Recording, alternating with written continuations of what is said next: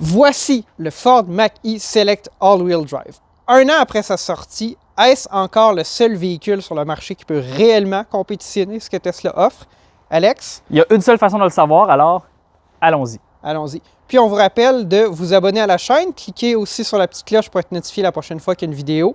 Ça aide vraiment beaucoup, ça nous aide à produire des vidéos comme celle-ci.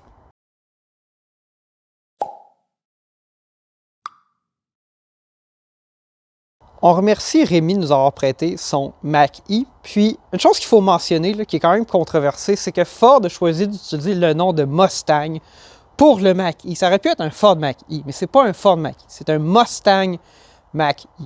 Puis la raison pour laquelle je crois Ford a choisi de faire ça, c'est qu'en fait, il voulait y aller avec tout ce qu'il y avait contre Tesla. Mustang, c'était la marque, si vous voulez, ou le nom de produit le plus fort dans toute la gamme de Ford. C'est celui qu'ils ont choisi d'utiliser pour aller compétitionner contre Tesla. Puis je pense que ça a certainement contribué au succès de ce véhicule-là, qui est un VUS, mais avec une certaine orientation sportive. Donc si on revient en fait sur le côté, on voit que la ligne de toit, là, elle est très courbée vers l'arrière. Il y a une petite tricks là-dedans, on va vous en parler après. Pour le Mach-E, Ford, comme toutes les compagnies qui font les voitures électriques, a décidé de réinventer la poignée de porte. Donc en fait, sur le Mach-E, on a un petit bouton ici, on presse le bouton, la porte se déverrouille puis s'ouvre un petit peu. Puis ensuite, on peut l'ouvrir puis la fermer normalement. Mais il n'y a pas de clenche, on fait vraiment juste presser sur le bouton. Même chose à l'arrière, on appuie sur le bouton, puis on place sa main ici, puis ensuite, on peut refermer la porte. Si on vient à l'arrière, on va tenter d'ouvrir le coffre avec notre pied, mais c'est toujours un peu... Ah, ça fonctionne, ça fonctionne. Donc, un peu comme toutes les VUS coupées, là, on a un coffre qui a de l'allure, mais qui n'est pas non plus si grand que ça en hauteur, puis un double fond, donc c'est possible de mettre des choses sous le coffre aussi. Les petits to-do-do de Ford, hein, comme toujours. Ce qui est intéressant du Mach-E, c'est qu'on a une ligne de toit très courbée. On a vraiment voulu faire un VUS coupé comme BMW X4, X6, ces choses-là, mais en fait, c'est comme un artifice visuel parce que le toit, c'est vraiment la portion en noir. Fait que le toit du véhicule est vraiment ici, il n'est pas là. Puis on a ce petit artifice-là pour donner le look coupé tout en maintenant l'espace intérieur qu'on va voir par la suite. Là, on va se déplacer vers l'avant. Le Mach-E, comme toutes les voitures électriques que j'aime, a évidemment un frunk, un coffre avant. Donc, on va aller l'ouvrir. Donc ici, on a un petit coffre à l'avant d'un espace descend. Il y a un drain dans le fond, donc on peut mettre de la glace avec des breuvages de nature rafraîchissante et des choses comme ça, ou son lave-glace. Puis, le propriétaire de la voiture, Rémi, m'a dit que quand on ferme le frunk, en fait, il faut y aller vraiment fort. Semble-t-il que c'est la bonne manière de procéder, comme ceci. Donc, on va passer à l'intérieur du Mach-E. Nous voici maintenant à l'intérieur du Ford Mustang Mach-E. Et première chose qu'on va parler ici, là, c'est les choix de design que Ford a fait pour l'intérieur. J'aime bien, regardez là. C'est un peu analogue au Tesla Model Y avec des lignes très simples, très pures, gros écran, bouche d'aération intégrée, mais regardez, on va aller dans le détail. Le matériel que vous voyez ici, là, ça cache les haut-parleurs du système de son. C'est un genre de petit tissu élastique, là, mais ça, c'est quand même de bon goût.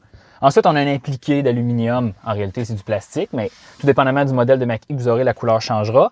Et on a un petit appliqué simili-cuir ici. Et évidemment, on en parlera un peu plus tard, on a l'écran principal du système d'infodivertissement.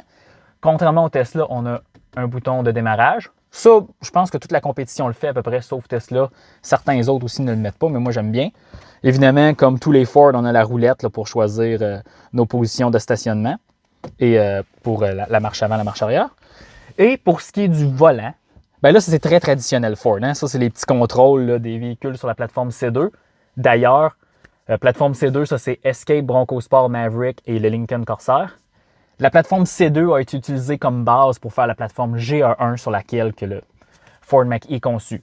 On n'ira pas dire que qu'un Ford Escape et un Mach-E, c'est la même voiture, non. Mais l'équipe d'ingénierie a utilisé des composantes dans les deux sens là, pour concevoir ces véhicules-là. Chose très intéressante sur le Mach-E, combiné d'instruments qu'on voit ici, là, très très simple. On a l'état du véhicule, la vitesse, puis notre autonomie d'un côté. Une affaire que j'aime, lorsqu'on touche au commutateur des lumières, ben, on a la position qui est répétée à l'intérieur. Fait que tu n'as pas besoin de te pencher pour aller voir ce qui se passe. Fait que ça, c'est un très bon choix de Ford, c'est très bien. Tous les modèles du Mach-E sont équipés de cet écran d'infodivertissement qui est géant. C'est probablement un écran au-delà de 15 pouces, là, facilement en diagonale. Ça ressemble beaucoup à celui du Model 3 si on l'aurait mis comme ça.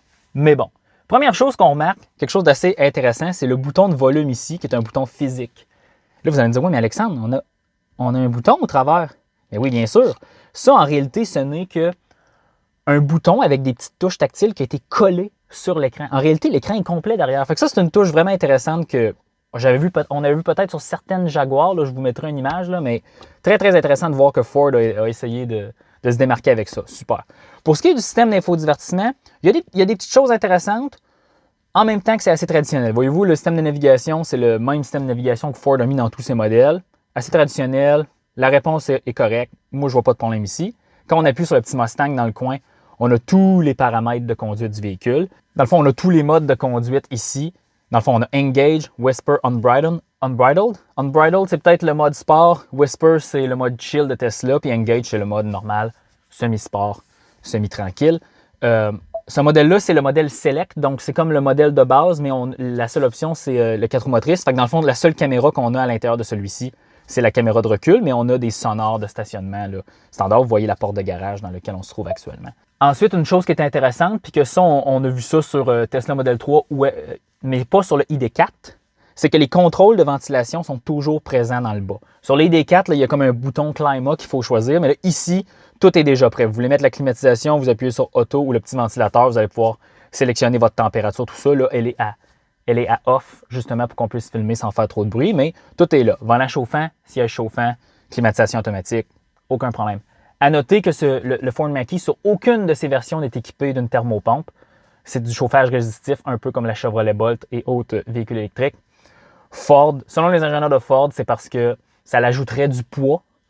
Regarde, c'est à voir, là, parce que Tesla ont réussi à diminuer le poids. Fait que, regardez, c'est les ingénieurs de Ford qui le savent, c'est les choix qu'ils ont faits, mais cette véhicule-là ne sera pas équipée de thermopompe. Donc, l'hiver, l'autonomie va être un peu plus affectée par l'utilisation du chauffage.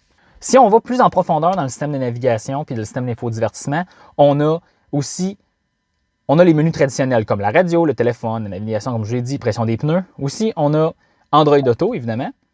Android Auto sans fil.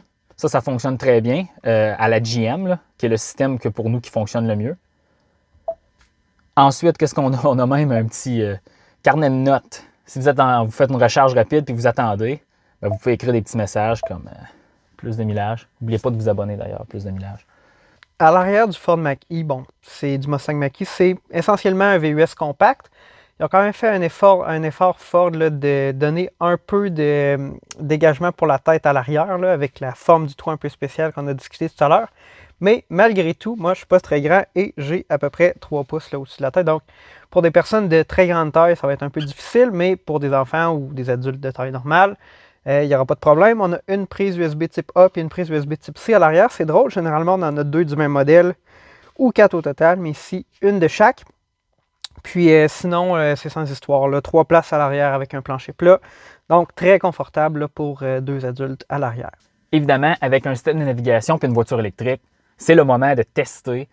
Est-ce que la voiture est capable de nous arranger un itinéraire avec des arrêts de recharge et nous estimer avec quel état de charge on va arriver à notre destination. Donc, comme tous les vidéos qu'on a faites, on va aller à Toronto, puisque c'est une distance d'à peu près 500 km de Montréal, là où c'est assez simple.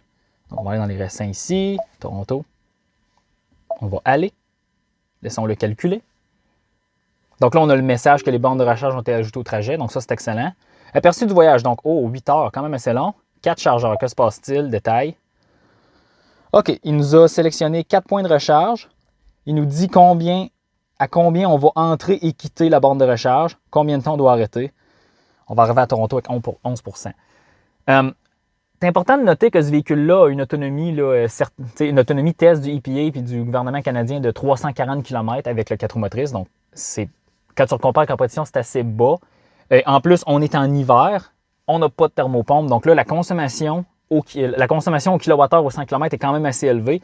Donc, c'est probablement ce qui explique là, que l'itinéraire vers Toronto, ça va être un peu plus long que normal avec une voiture électrique ou même avec une voiture à essence.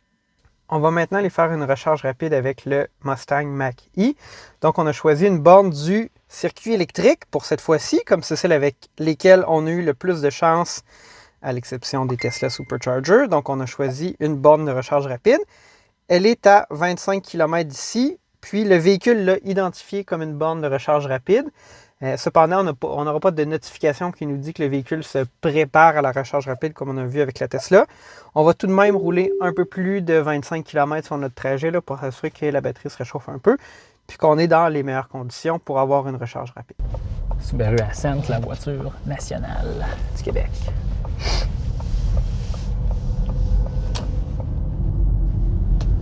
Nous voici au volant du Ford Mach-E Select transmissible.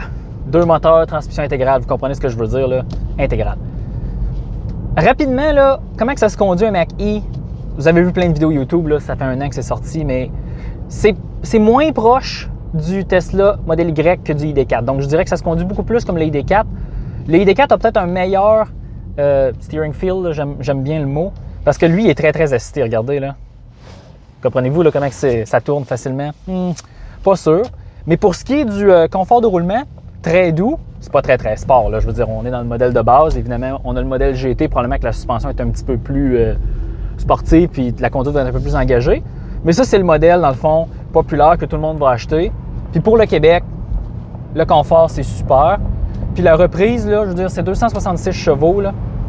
C'est correct. C'est pas la voiture électrique la plus rapide. Vous n'allez pas avoir la même reprise que dans une Tesla Model 3 ou Y. Mais somme toute, ça fonctionne très bien.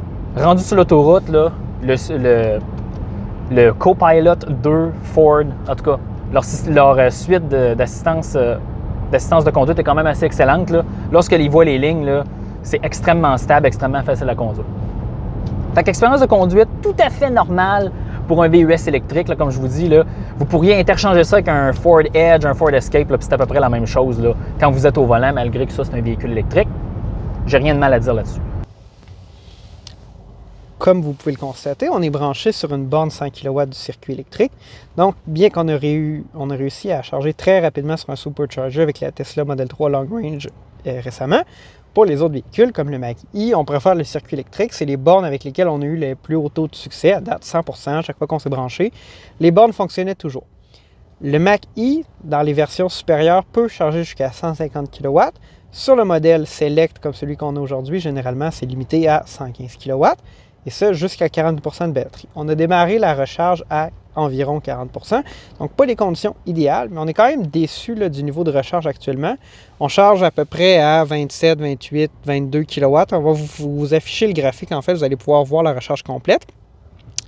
Mais en ce moment, ça ne charge pas très vite. C'est certain qu'il fait froid. Il fait moins 9 degrés en ce moment. Mais c'est pas si froid que ça non plus. Puis, on a roulé pendant un bout pour conditionner la batterie si c'était possible, si le véhicule le fait, avec la borne de recharge dans le système de navigation.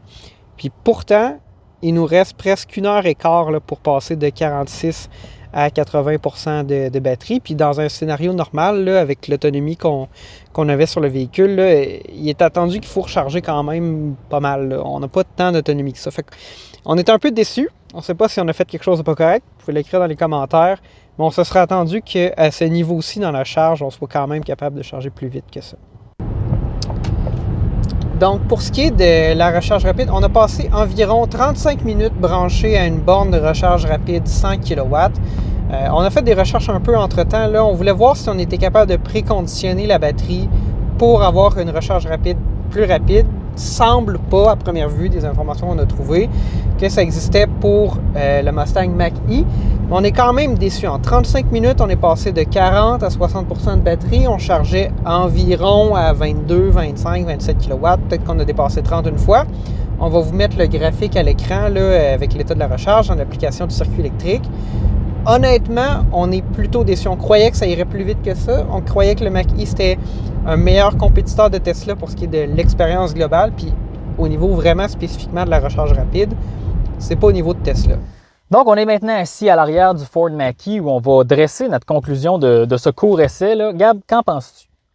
Bien, je pense qu'au niveau de la conduite, de l'interface, des aides à la navigation, ces choses-là, c'est la première voiture qu'on a essayée qui nous amène près du niveau d'une Tesla. En fait, c'est différent, là. C'est complètement différent, mais on s'approche de ça, puis ça va certainement permettre à des gens qui n'auraient jamais acheté une Tesla d'acheter une voiture électrique.